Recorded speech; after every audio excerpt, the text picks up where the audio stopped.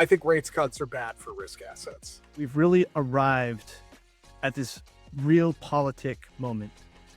Realpolitik is the norm. I think gold is trustless. Bitcoin isn't anymore because of the quantum threat.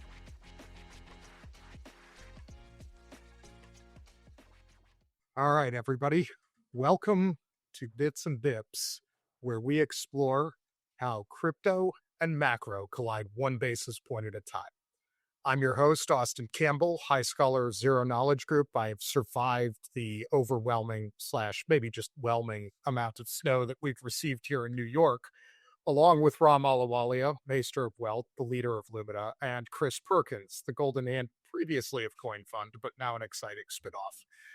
Today, we're joined by Charles Edwards, founder and CIO of Capriolet. Did I pronounce that correct, Charles? Yep. All right, excellent.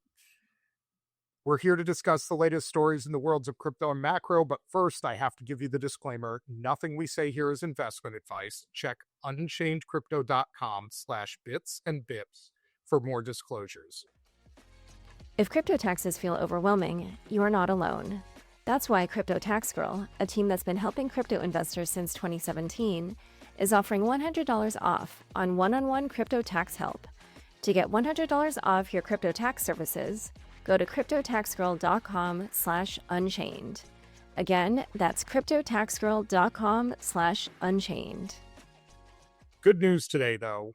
We're going to be heavy on the macro with everything that is going on in the world. All of us were chatting pre-roll, and in addition to the conclusion that we're living at opposite ends of the temperature spectrum, as three of us are under many, many inches of snow, and one of us is possibly currently on fire if he goes outside, the world is also a little bit on fire. So, guys, I'm going to go over some of the major headlines, and we can pick and choose where we want to start, but I have things to say on almost all of these. One, Bitcoin is behaving like a risk-off asset right now. As I eyeball the screen, it's hanging around at 88K and not doing much. Ether has underperformed a bit. Macro catalysts have been all over the map. We have Trump floating tariffs on Canadian imports because of an alleged deal with China. Carney refuting that deal. U.S. warships and equipment allegedly moving towards Iran. U.S. government shutdown odds are now cranking upwards for January 31st. We have potential FX intervention with Japan. We have gold above 5,100 an ounce for the first time and silver hitting record highs before retracing heavily today. Where do we want to start in all of those themes? Ram, what's caught your attention the most? I think you opened it up well. There's this quote about sometimes you get 10 years happening in 10 weeks. Make that 1 week, right? You got a lot of change, a lot of transformation happening. So much. Where to begin? You've got, I think Davos was the highlight last week. Probably one of the most productive Davos ever. I can't imagine any other Davos having Elon Musk in attendance, for example. So you had real debate and real battle of ideas out there. Let me just highlight a few quotes for everyone. So this is Mark Carney. He said, quote, "Middle powers must act together because we're not at the table, we're on the menu." Middle powers reminded me of like some Lord of the Rings metaphor. Of course, he cut a deal with China, and then Besson said, "No, you can't do that." Then he walked that back. And then the German Chancellor Merz said, quote, "Both Germany and Europe have wasted incredible potential for growth in recent years by dragging feet on reforms and excessive regulation." This is where this come from, right? I think he's right. So yeah. I thought it was quite something. And then you have Inamada rolling up to Iran. Trump stated that there was some communication in Iran. He said, "Look, if you kill these protesters, you will see more violence than done what was in the summertime." And he reported that they stopped. Then the reports from Iran saying they did not acknowledge such a request. So we'll see what happens there. From a markets perspective, we started the year with beta coming in strong and hot, high beta especially. It's weakening now. It's weak. I'd say, like you mentioned, Bitcoin's a good example. The old guard of beta. I put Bitcoin in that and Palantir and Robinhood. It's very weak. It was down today in a day the markets were up. And you're starting to see insurance stocks start to move. So I think you're getting rotations in the market and a bit more defensive positioning. On our side, we took down our risk this morning. We sold into strength and brought our beta down to kind of a below average risk exposure. Still think it's a bull market, but sometimes you just got to take some risk off, and felt that this is one of those times.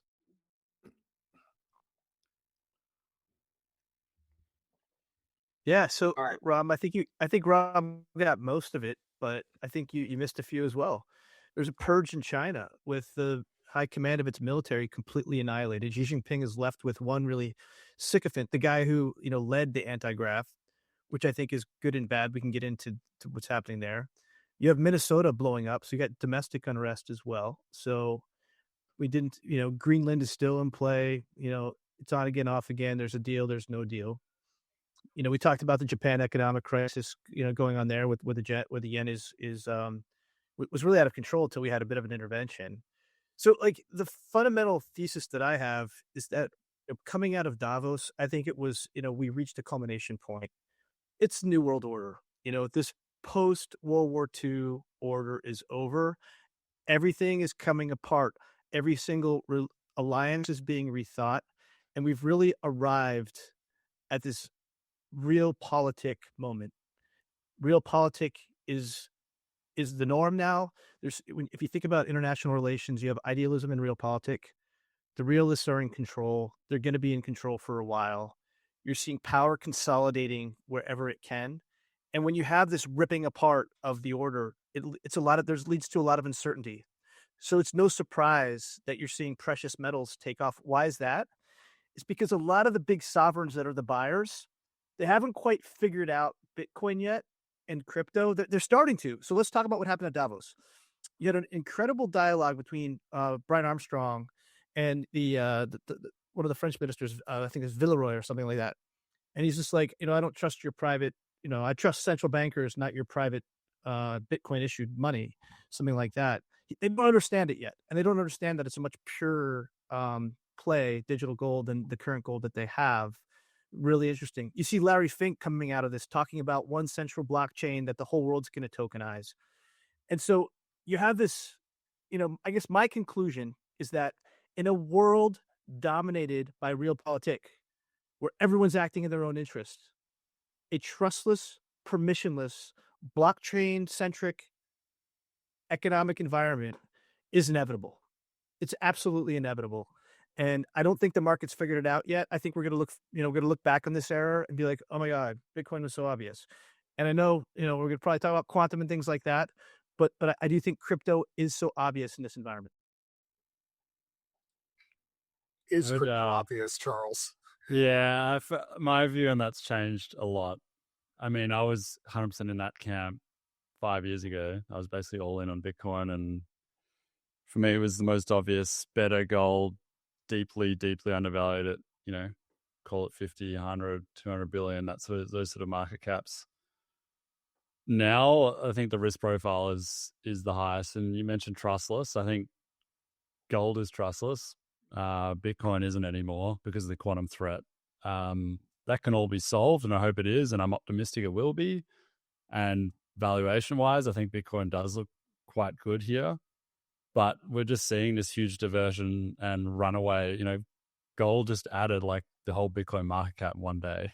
So it's just, I think it's just on a completely different playing field. I think there'll be a massive repricing upwards as soon as there's any kind of tangible closure on the quantum risk. But right now it's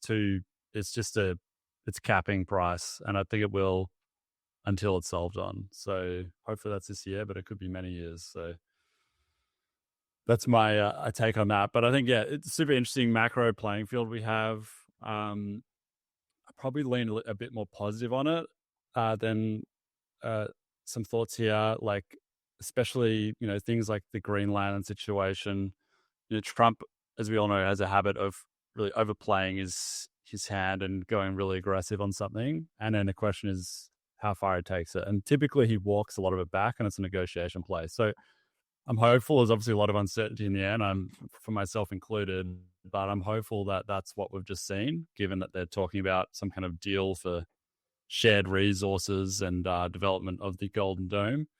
So I think that's generally a positive outcome from that whole discussion point, and elimination of all those taxes that were proposed on Europe, and which is crazy. Like, no one, people can buy into, myself included as an Australian, can buy into that US should have some tariffs to support their economy on onshore manufacturing, and build strength in the industry and employment base that way. Like, I thought that made sense, to be honest. I know a lot of people were against it, but I thought that kind of made sense as long as it's a reasonable amount. But when you start saying we're going to tariff you 100% because we want to conquer a country, obviously no one's going to buy in on that. And that was a pretty scary direction. And I'm hopeful and optimistic now that was just a negotiation tactic, and we'll see probably lots of ups and downs on that journey, but towards something more of an economic partnership arrangement in the future. But yeah, all these points are playing into global isolationism. Everyone wants to protect their own country, their own rights. They want onshore manufacturing. They want to build up their defense base.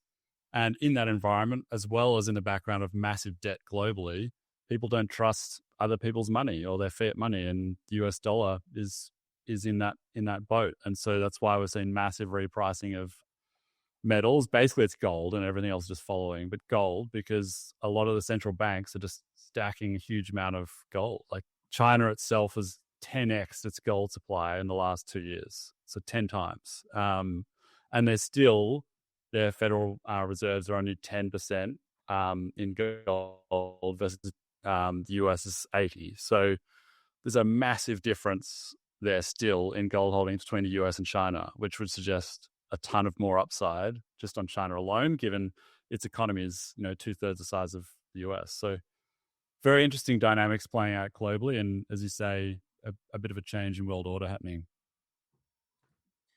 So I want to pick up on the theme on the commodities and money side, because I think before we get into asset pricing, like, sometimes people spend not enough time thinking about the other side of the equation, which is, what are you buying the asset with?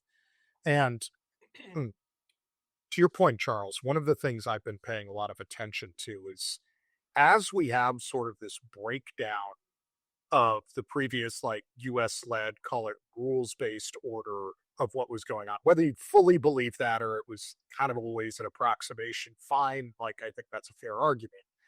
But in general, we could agree that, say, the 1990s were more politically stable on a global basis that today appears to be, from a, like, durability of alignments perspective. And so gold is one possible outcome of where people are going to scramble. I think we're seeing that in the price action for gold.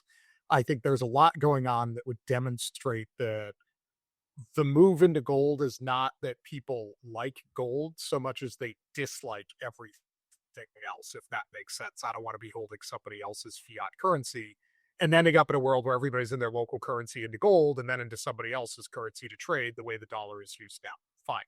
But let me also ask, like, the slightly different question, which is, are we going to end up in a world where gold is like this temporary holding pin, but we have a realignment of, like, call it regional currencies, aka what is the future of, like, the euro? What is going to go on with China? What is going to go on with the dollar? We're seeing all of them just essentially fading in favor of things like gold and Bitcoin, or is this merely a realignment and rebalancing?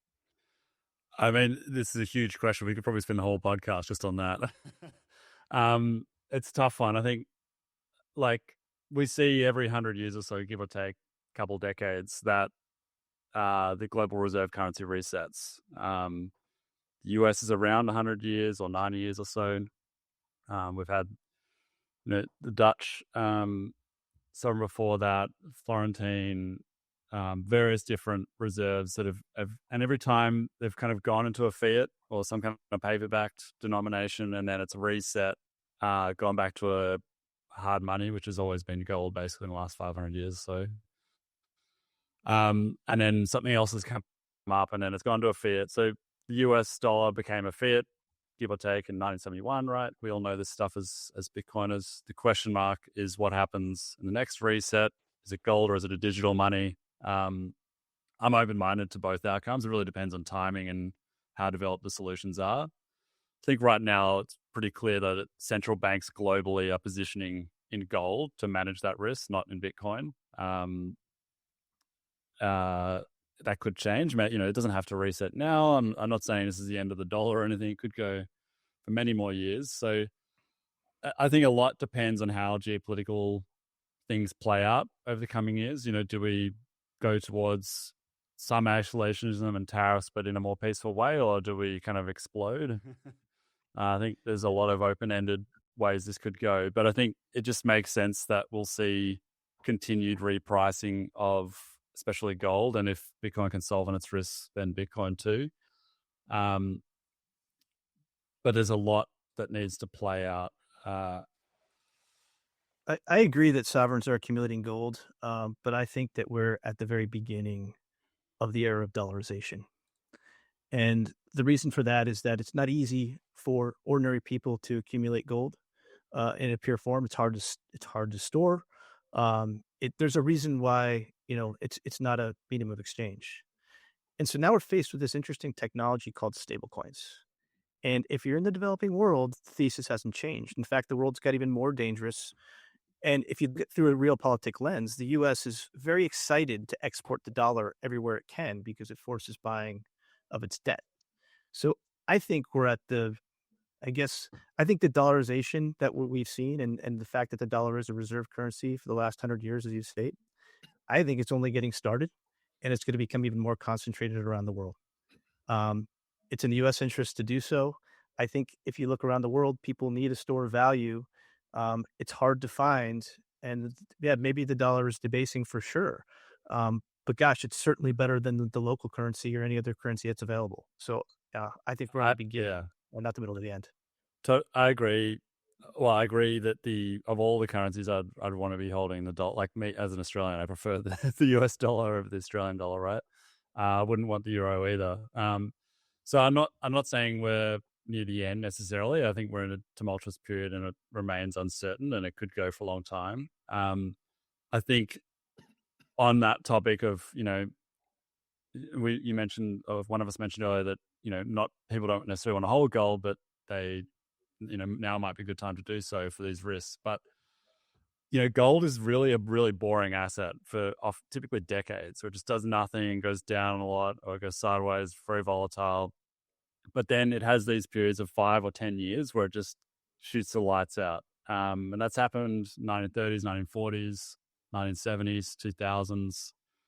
And in all of those decades, you would want to have held gold in hindsight and not equities, which sometimes they went up a tiny bit, but often they had they had their biggest bear markets, 1930s, minus sort of 80%, 2000s, minus 50. And in all those windows, gold went up. So even though gold's gone bananas recently and it might be due for a pullback, there might be some volatility to come. Generally speaking, if you've got a 5-year horizon, it's probably going to outperform a lot of things as long as that trend holds of outperformance to equities. And it could go way higher than we can imagine if you compare to prior cycles where it's done that, those same decade periods. It wouldn't be unheard of to go up 150+% from here. That would be the average. So that would put it at over 12,000 as kind of the average case over sort of a 3 to 8 year window. So it's good to be open-minded about where these things can go and how long these trends can last with an asset like gold. Can I show my screen here? Is that showing or no? All right, look, I'll take the contrarian view here. So whenever I see gold blasted on the front page of the Wall Street Journal and Bloomberg like it is today, it's on everyone's mind and everyone's already positioned around it and it's already priced in. That's one. Second, gold just hit $5,000 and 10. 5,000 is a nice round number. Markets like to reassess things at these nice round numbers. Example, NVIDIA get a 5 trillion valuation. That was the top. Then it sold down to 4.5 trillion. I would actually sell gold today from an intermediate basis. And that could be a month, by the way, or it could be 3 months. You just have to reassess. It's very hard to make a 5-year forecast. This world is very dynamic.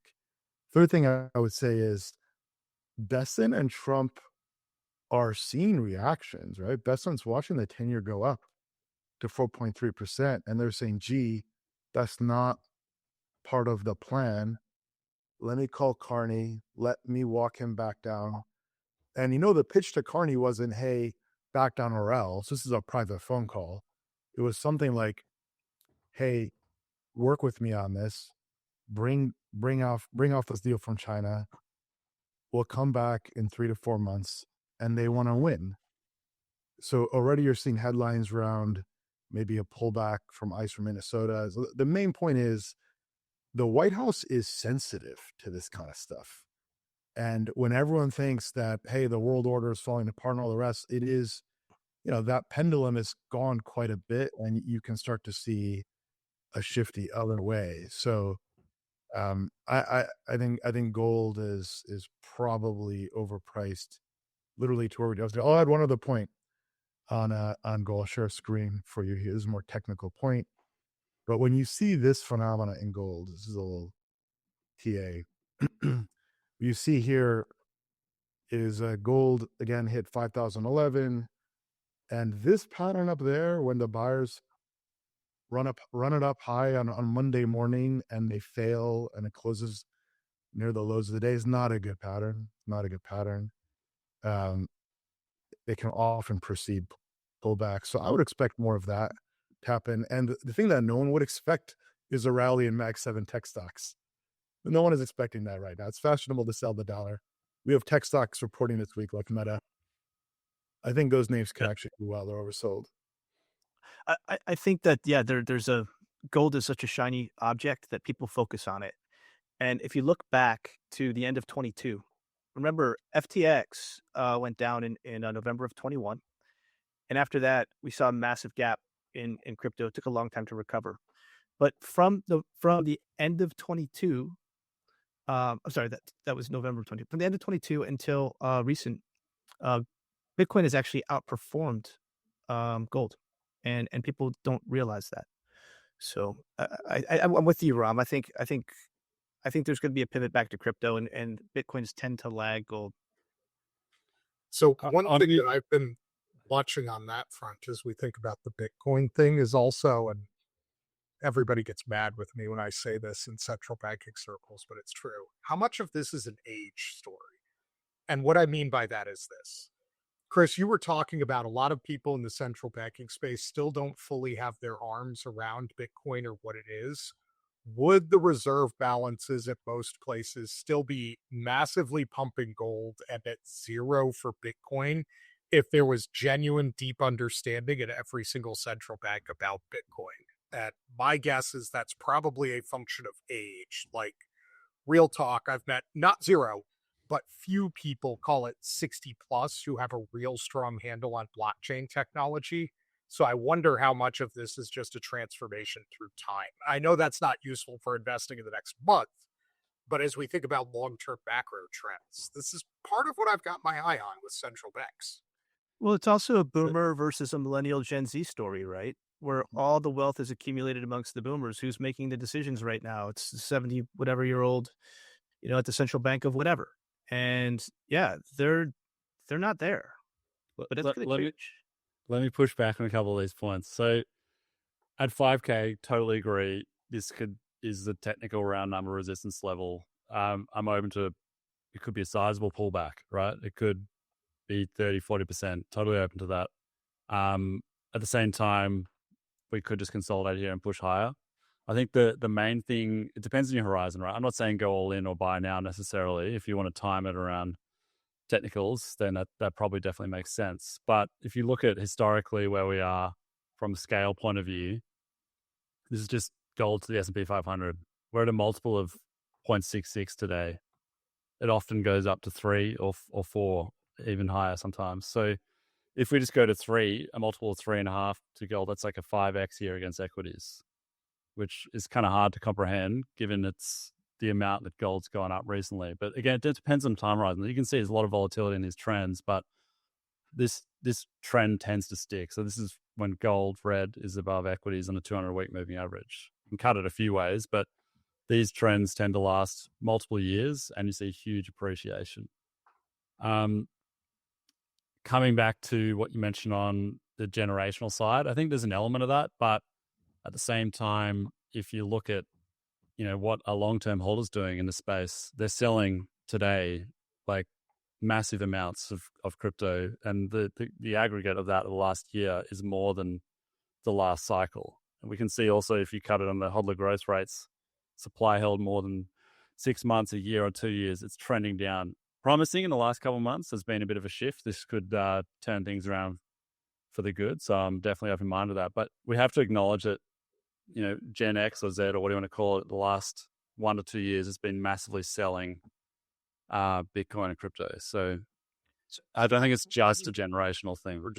Why do you think it's Gen X and Gen Z? I mean, we're seeing definitely these are lines that are held for many years. Yes. So, yeah. We're seeing a lot of the whales cashing out, and a lot of them have gotten older, and they're looking for various, they want to buy a house, want to put the kids through college, whatever. Like, that's definitely been a trend, and they also trade the 4-year cycle. We know that. But I think my point is that you're going to see an entire new generation, coming into the space that weren't these original, libertarian folks, normal people. And I think that this is going to be much more appealing to them as they're looking for a store of value. I mean, it can be. It depends on your time horizon, right? I mean, right now, that's not in the data, and we're seeing just massive underperformance from crypto, and technicals look pretty bad. Could change in a month, could change in 6 months, but right now I'm not seeing that. Yeah, I think it's a difficult buy right here. I mean, it's lagged other momentum assets. It's like I'd rather own Bitcoin on strength. So it's just a difficult spot to be in. It's difficult. I mean, on the one hand, it does look like it has some value here, but the other things, like, they're easier ponds to fish in. So where do you go, Ram? Do you double down on metals? Like, you go back to tech? Where do you go from here? Today, well, so there's like a 1-year view and then like a 1-month view. On a 1-year view, I've never owned so many international stocks before. Just throw a dart at even like Chile is running circles around the United States. So I own quite a few international stocks and banks in different markets. That's one. I think the AI trade is still, it's more mature, but that playing on CapEx receivers still, I think, a good idea. I think that'll still work. Number two, I think some of the miners of gold are interesting. I think the miners of gold might have more potential than gold itself, actually.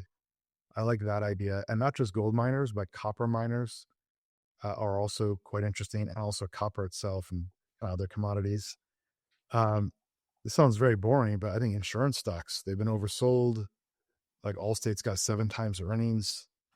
I think that's pretty interesting. They got earnings growth. It's a nice boomer play. So there's still a good amount to do,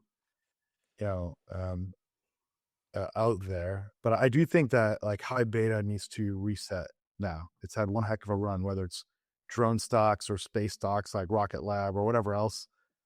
They all have to cool off and reset now. And today we saw a lot of weakness in that, including end of last week.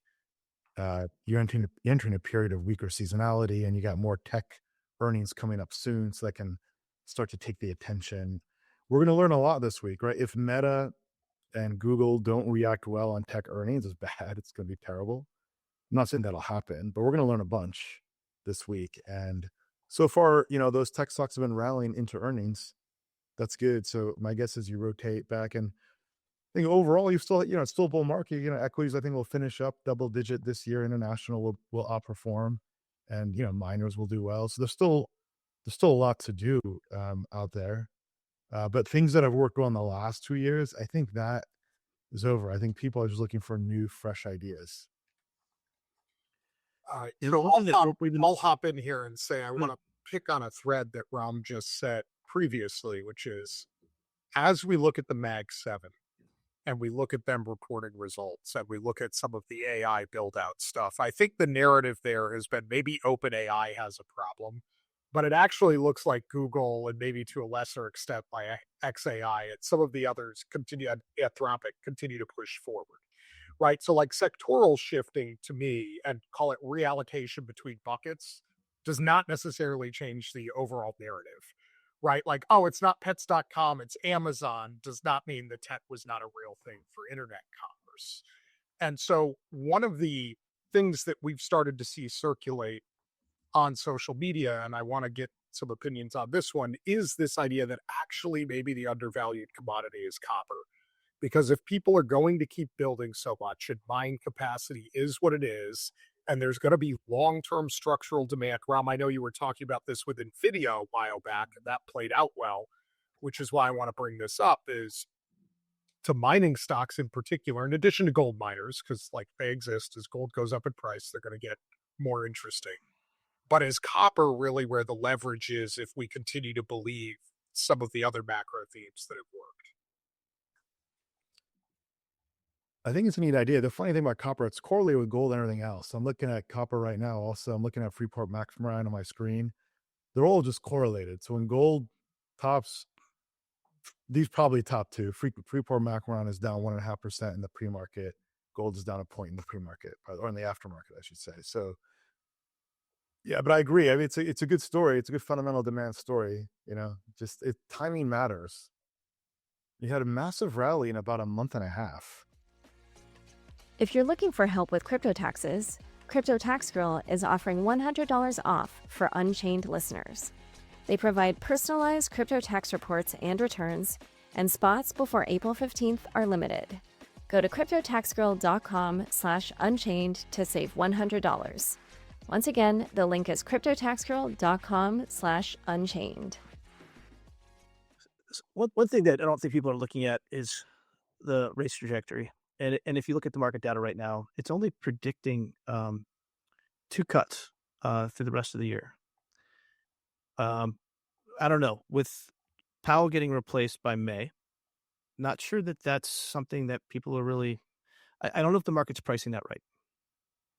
And if they're wrong, could be a good thing for risk assets. Thoughts? All right, I'm going to say something really controversial here that I think That'll be a first time auction, right? maybe will bend some brain. Yeah, no, these are things that I never say on this show. I think rates cuts are bad for risk assets. We have a large enough amount of debt outstanding currently that rate cuts strictly reduce income available to people if we're talking about short duration treasuries. Like, this is one of those weird monetary theory things where, depending on the duration of your treasury holdings, the amount of debt outstanding already, and then the level of rates, rate cuts are not necessarily inflationary or deflationary at any like absolute sense. But when you have a lot of short dated rolling debt and a lot of debt outstanding, that if you lower rates, you're reducing income, right? So I'm just going to say I'm not so sure that rate cuts are like going to speed things up. Yeah, I agree. Look what happened when the Fed cut rates in December. The long end went up. What happened when the Fed cut rates in September of last year? The long end went up. That has never happened historically. The bond market saying no more, and commodities and gold went up. So the bottom advantage is route. Then you're right. Baby boomers own T-bills. And Rick Reeder made this point last year, which is really insightful. It's like, hey, you lower T-bill income for boomers, they have less consumer discretionary spending. So yeah, no, I agree. I agree that the world's shifted.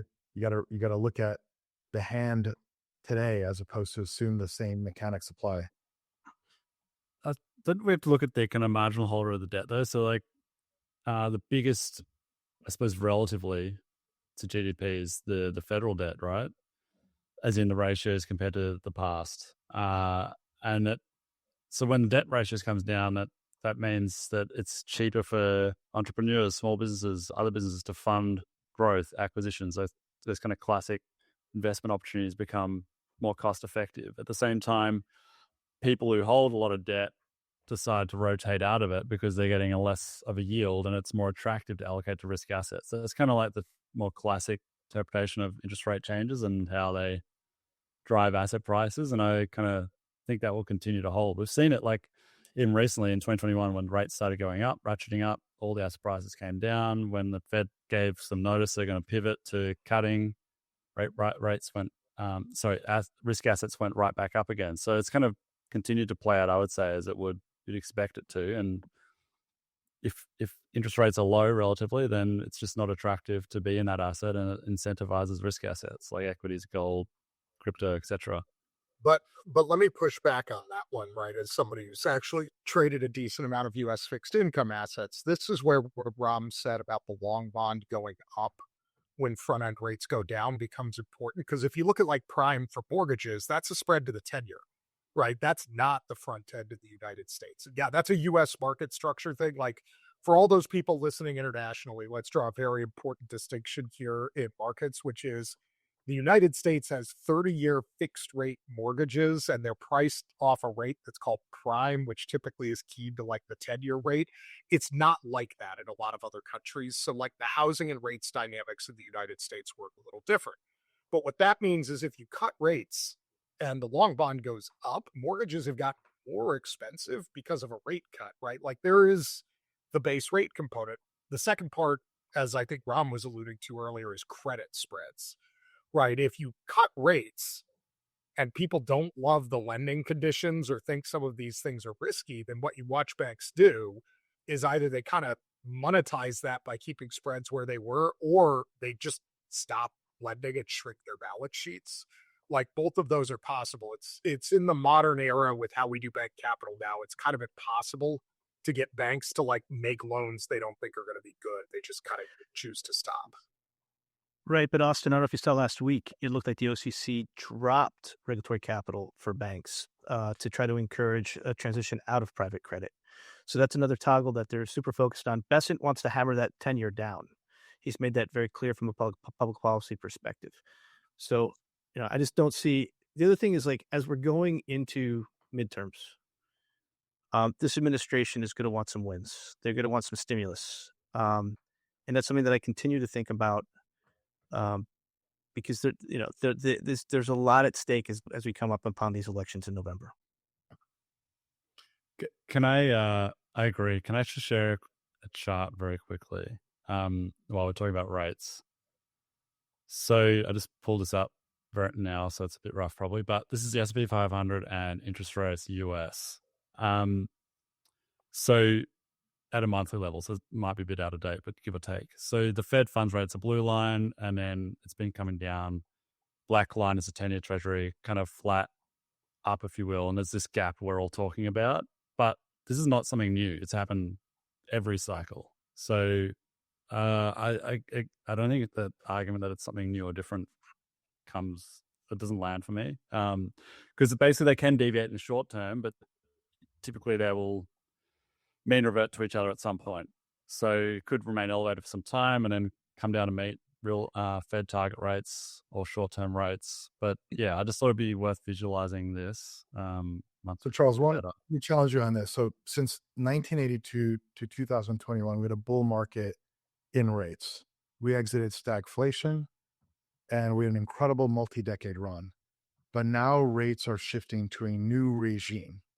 So those historical correlations and patterns, I think they get tossed out the window. We have a new higher for longer regime, in part driven by the Realpolitik, in part driven by reshoring or onshoring, which is inflationary. We're taking manufacturing from low-cost China to anywhere else. It's more expensive.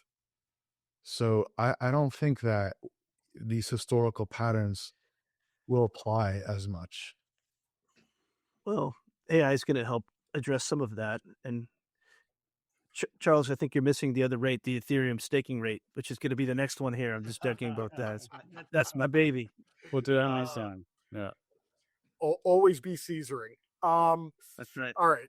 So before we go too far down this particular rabbit hole, I want to pull back momentarily to our other like lens here as we're looking at the geopolitical risk and what's driving gold, right? Let's start with instability in other places and what might be forcing people into gold, or as Chris was saying, over a medium to long term, the dollar. China. So rumors around the coup were basically that there was an altercation between Xi and some of the generals who there may have been like a live fire exercise with 5 guards killed. It's unclear, Right. Yeah, it's all that is a unclear. rumor. It is a Yeah. rumor. I will never know. Yeah. There's I am all just- Jesus stuff on it. Yep. Wow. Yeah, I'm just giving credence to the amount of things that are in the air. I'm not saying any of them specifically are true. The thing we do know is true is that it appears that the majority of military commanders in China that have been appointed by Xi are now out. So, Yep. what the heck is going on over in China, and how should people be interpreting this from the outside? I know we risk a little bit of like Kremlinology by doing that, but certainly it's got to be driving some uncertainty. Yeah, for sure. So the guy who was ousted was a guy named Zhang Yuxiao, and he was actually a combat veteran from the war with Vietnam. And what you've seen is that the apparatus that was annihilated and wiped out by Xi Jinping, they were the war fighters. And the one guy that remains was the anti-graft guy. And so, like, as I speak, and I spoke with a couple of people really in the know over the last couple of days, I think in the short term, it could impede their ability to move on someone like Taiwan because he's kind of lost his senior warfighters, the guys who were responsible. But in the medium term, he's absolutely consolidated power and decision making. And that could mean much more aggressive and abrupt action. Now, there's a couple of big things happening in China right now. 2027 is a big year for them. It's the 100th anniversary of the PLA, the People's Liberation Army. Xi Jinping has publicly stated that he wants to have the capability to take back Taiwan by 27. Can he get it now that he's eliminated, his warfighters? I don't know. But again, you're seeing consolidation of power in many, many places. And this is part of the realpolitik. Now, these guys are going to act in their own interests as they perceive them, which again, leads me to believe that people are going to.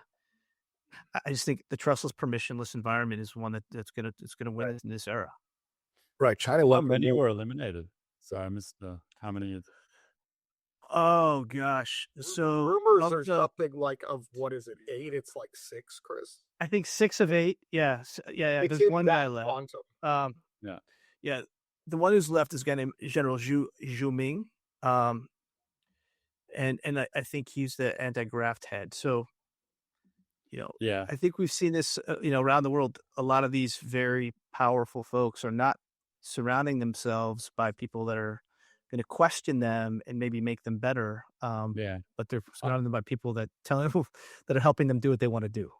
Yeah, I'm definitely no expert on this topic. I would just, the only consideration maybe would be to play the counter side would be if you get rid of the people who are experienced in war and later in their age and maybe have that experience and knowledge of the consequences and risks, then maybe you get some more young bucks coming in who are looking to make a name for themselves and could be more aggressive in one aspect. I have no knowledge of this area. 1,000% right, 100% accurate. A lot of guys who have been in combat, they are more concerned because they know the cost. And so that, I think that's an absolute real challenge. The question is like, how long does it take, when you've changed, your decision making apparatus to reconstitute? So I think you're right. I think medium term, it could be a more dangerous world. One of the things you see historically with that, I think in particular, is this idea, and we've seen this play out repeatedly, like it happened if you look at some of the justifications for war in the French Revolution, or like how the British thought they would put down the American Revolt, is people who have not been there, done that, thinking, oh, this will be easy, right? Like, we have overwhelming force, we're going to get this done. And it's usually an underestimation of the potential of the enemy to fight back that you see. And a lot of people make this mistake and over get trucked, get themselves stuck in conflicts they can't win, or for themselves. See like Germany trying to invade Russia in the winter. Like even Napoleon, who probably the greatest general ever to live, right? Certainly on the list, along with like Suvorov, Alexander the Great, etc. Went into Russia in the winter, couldn't help himself. And so people make these kinds of mistakes. Like one of the things that actually could be a very negative event for China is this idea that, oh, we're going to invade Taiwan and it's going to go well. And instead they invade Taiwan and it goes very poorly. See like Russia and Ukraine right now. Yeah, they can't afford for it to be their Ukraine. That could undermine one of the challenges with China from the beginning is it's such a diverse country. Holding it all together internally has always been a challenge. So Yeah. yeah, there's so many rumors going on that the guy who was ousted was giving nuclear secrets to the US. We're not going to know the truth probably ever, Yeah, yeah. but we do know that there's been a massive consolidation there. Probably medium term will lead to more uncertainty. Well, I'd say a few things. Like one is Xi Jinping has departed from his predecessors by consolidating power and eliminating any succession. So it's a continuation of that. China went from one party rule to one man rule. You almost wonder whether he's going to put all of China into a family dynasty trust and pass it to his kids or something at this point. Right? The guy just runs China like a fiefdom, like Putin runs Russia. I think it's risk reducing. You can't lose your general staff and then next day say, okay, we're going to take out Taiwan. The other thing is it's risk reducing vis-a-vis China, Taiwan. It's risk increasing within China, right? So if you're removed from your general staff, now we don't know what's going to happen to these generals, but if they have potential loss of life and they control the military, they have force. That's when you start to say, gee, hey buddy, I think you're next. Do you want to just call up the Praetorian Guard over there and let's assemble and round up, right? Praetorian Guard, obviously reference to Rome, where that you got to make sure you got the right guardians. The guardians were guarding the emperor, and the guardians woke up one day and said, "We don't like you, emperor. We're going to put our own guy in there." That's a risk for China internally. If you're the United States, you're looking at this. China's distracted. You do something on Iran now. Well, the China thinks the United States is distracted, right? With Venezuela and Iran and the Don Roe doctrine. And Venezuela is done and dusted. They're exporting LNG now. So speaking of Iran, though, and the potential of instability and regime change, because Ram, I think you're right, by the way, on China, that as Xi Jinping consolidates power around himself, it probably over time increases the odds that somebody kicks the leg out from under that thing and there's greater chaos, right? Because if you have a robust pool of succession where everybody feels like they have a cut, you don't have that kind of instability. Whereas as you narrow it, it elevates you, but also you topple over faster. It's starting to look like North Korea. I mean, this is institutional fragility. The strength of the American Republic, notwithstanding all the warts and deficiencies and all the rest, is that you have a clear chain of succession, which is incredibly important to predictability and operations. And you don't have that in China, like to your point. So yeah, no, it's quite interesting. I think this is a weaker story for China going forward. Hard to have confidence to invest in China. So I want to flip over to the Iran point too, which is it seems like there's a very significant, what's the right way to say this? Uh Informational uncertainty problem there. President Trump has been pretty clear that if they're killing protesters at scale, he intends to take action, or at least he certainly publicly threatened that. Whether he follows through or not, who knows? And there seem to be a lot of conflicting reports over how bad some of the actions of the government in terms of putting down the protests have been. What do we see as the forward path out of Iran? And if that becomes increasingly unstable, is there a knock on effect? What's the connection between the two? So, back to the point of one, everybody is distracted, and two, where are the trade flows? Like Iran, for lack of a better way to put it, coming back online with a more Western friendly government will change energy markets, change trade flows, change the way that things can potentially go. Because we're talking about a world where they're heavily sanctioned and it's changing the shape of where oil can be traded. And imagine that gets reversed, right? You could have like foreign investment into Iran in that industry again. I'm looking at that as one layer. The other layer is just the axis of conflict in the Middle East that's been driving the contest of powers has been Saudi Arabia versus Iran. And if Iran goes down or changes, that dramatically reshapes that entire region, which is going to reshape the corridor from the West through the region, from Europe to China, from China back through. Like, that is a very big, like, I think almost in some ways people have forgotten how internally fractured the Middle East has been and what it does if Iran's government goes away. Yep.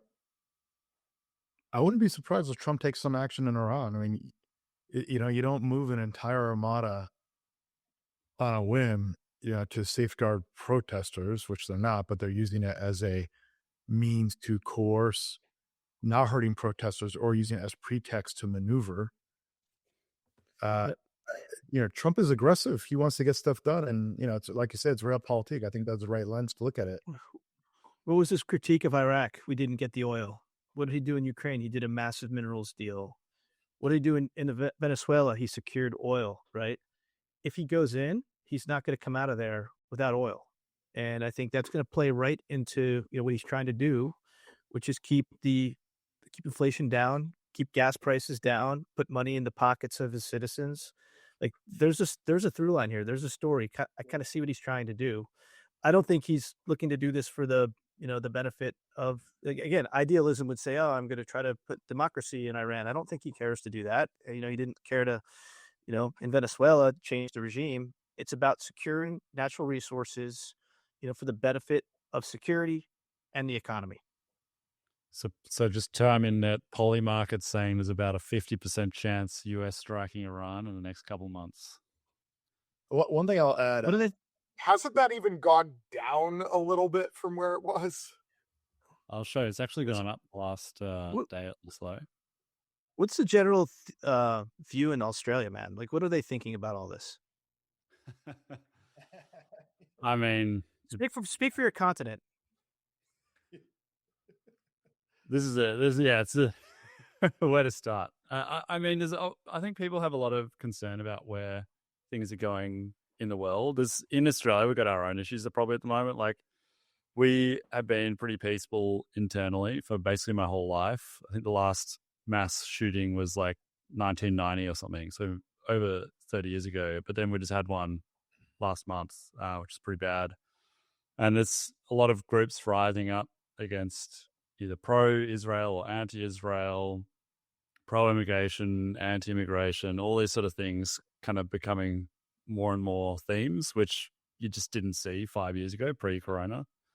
So there's people are aware of it, and I think people are taking sides and influenced by media and social media, and it's probably similar to what's happening in the US as well, right? Like the news and dynamic is changing so quickly. It's a pretty fluid situation.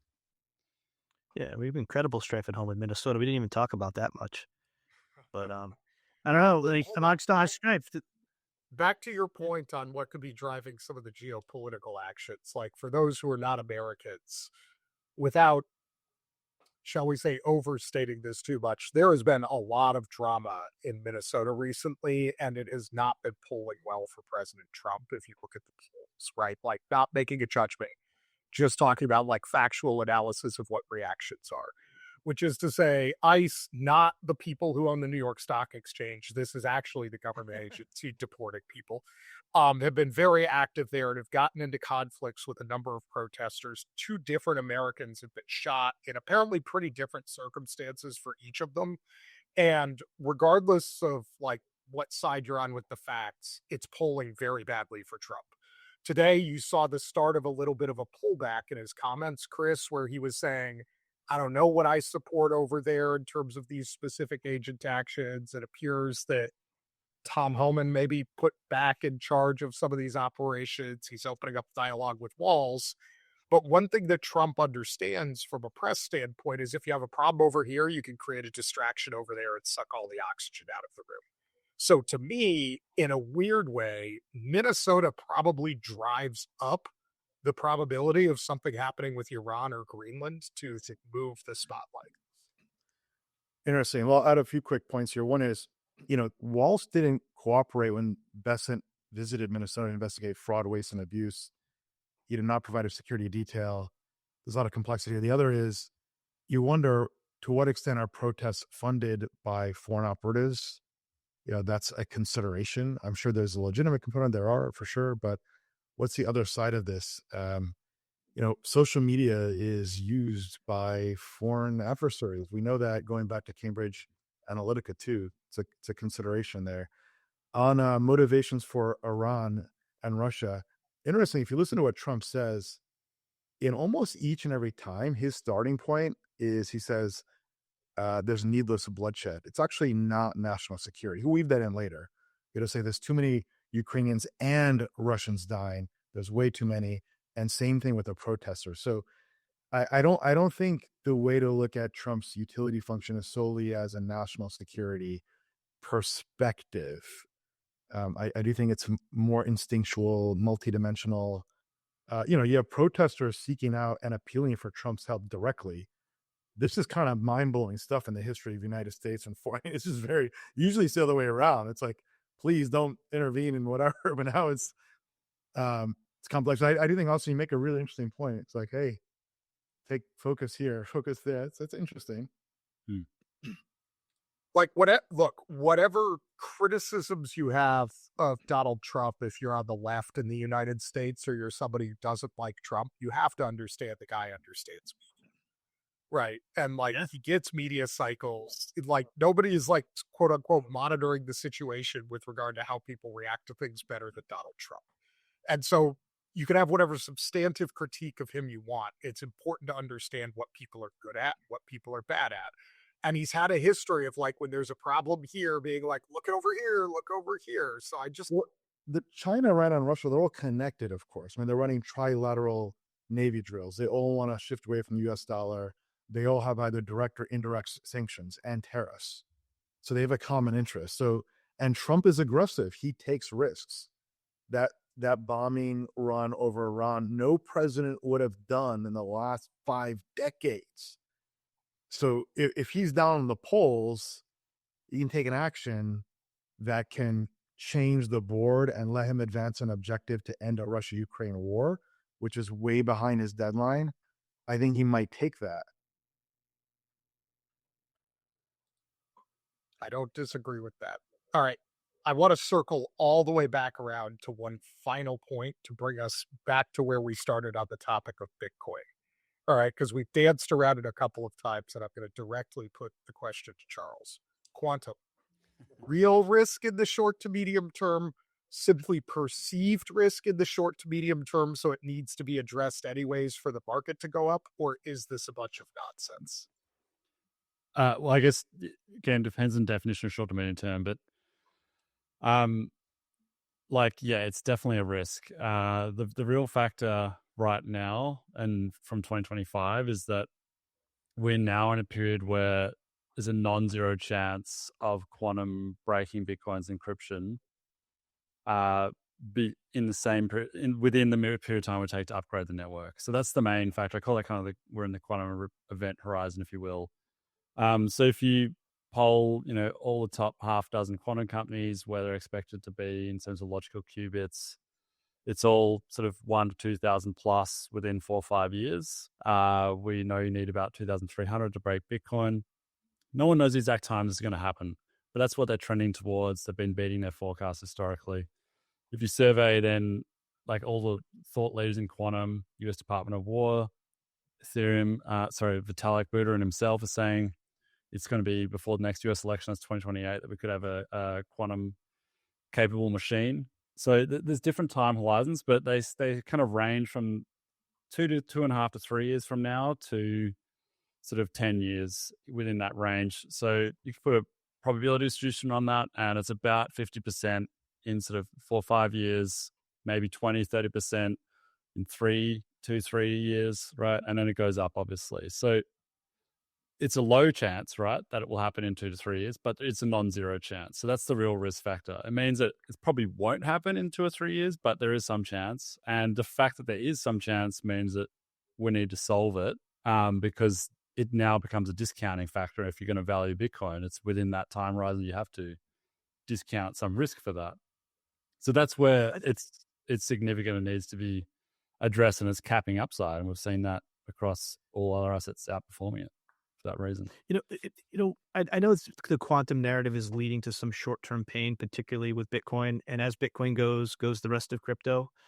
I think, but the good news here is that people are talking about it, and this issue is rising to the surface, and it's being addressed. The EF has started a task force; they're addressing it. The Bitcoin community, though, it takes a little bit of time for them to figure it out. Guys like Nick Carter were early and often raising this as an issue. And I think the network will address it and the community will address it. And so I think this was necessary pain, though it may have hurt asset prices. It got this risk to the forefront, so now it can be addressed. I full-heartedly believe that it will be addressed. I don't think this is a Y2K moment. I think it's probably something more profound. I think quantum's going to change the world as we know it.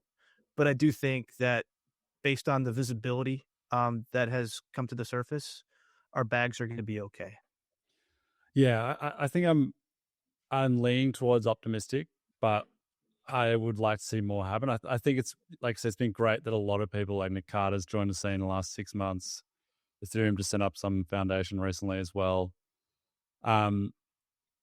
We've had Bits 360 for Bitcoin, but there's still some significant misalignment or considerations to address, right? And it's worth bearing in mind that it's easy to be bearish on stuff like that, like on problems in tech. Like everyone does it. You look at Tesla, any major tech company, if you go back 5-10 years, you could have so many bearish arguments. It won't scale, it's too expensive, blah, blah, blah.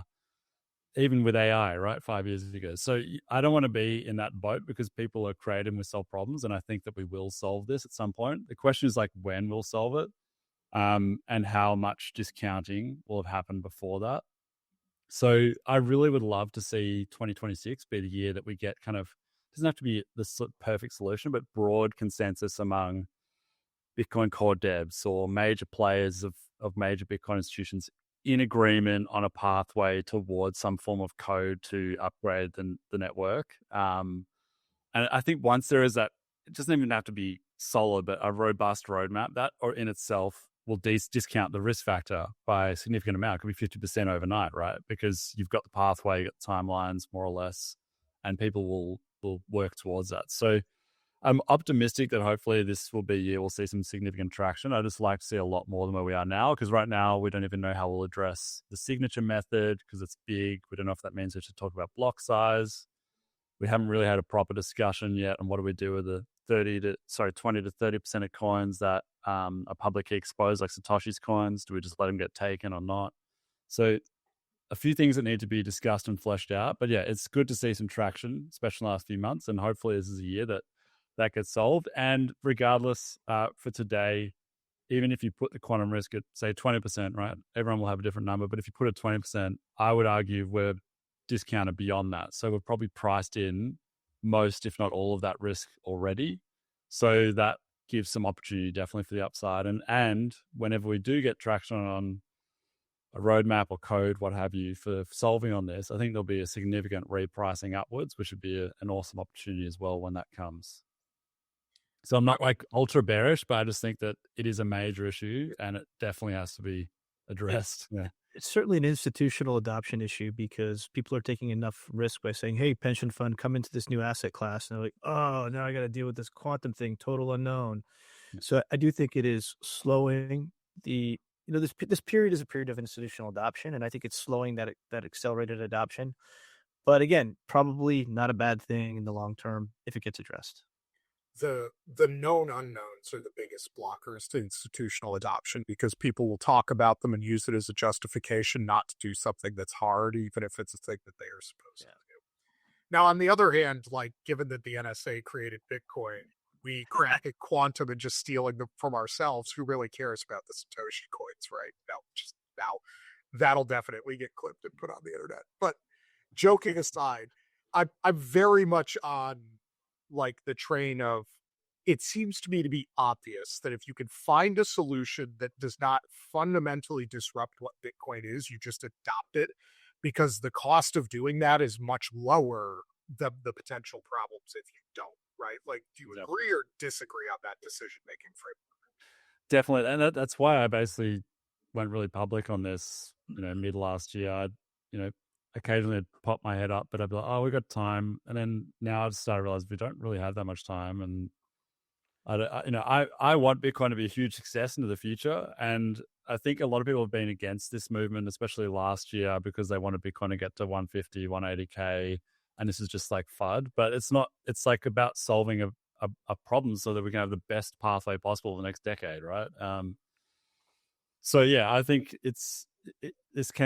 we can make some good progress this year, hopefully. And this can actually be a real benefit because once we do have a pathway to solving it. There's going to be very few assets that can say they're as robust as Bitcoin, especially in the quantum space. And then we really kind of shoot the lights out of everything. So hopefully that can be this year, but we'll see how it goes. All right. Well, on that note, we've already gone a little bit over time. So, Charles, thank you for showing up today. Really enjoyed the discussion here. And remember, everybody, Bitcoin quantum risk is real, and we should probably solve it so the price can continue to go up. Just kidding. That's all right. So that I was going to say, all joking aside, though, I very much agree that it is a risk that people who I trust have been bringing up, right? And I'm going to outsource this one to people smarter than me and say I buy what you just said. I think, one, the price trend would improve if this were fixed. And two, if enough people think the risk is real, it almost doesn't matter whether it is or not. You've got to fix it. So yeah, kind of like the Bitcoin cycle, right? Like I would argue it's not real anymore in terms of fundamentals, but enough people think it's real, it has an impact on price. So psychological impact is important. Behavioral psychology is 100% a real thing. Like Ram is all over this with sentiment indicators as well. So, all right. On that note, thank you everyone for joining us for this episode of Bits and Bips. We'll be back in 1 week to discuss more about how the worlds of crypto and macro are colliding. Until then, everyone, stay safe out there. Have a great week. Cheers, guys. It's been a lot of fun. Thanks. Yeah, thanks for coming, Charles. Really appreciate it, man. Well, So thanks for having me. always a pleasure. Take care, guys.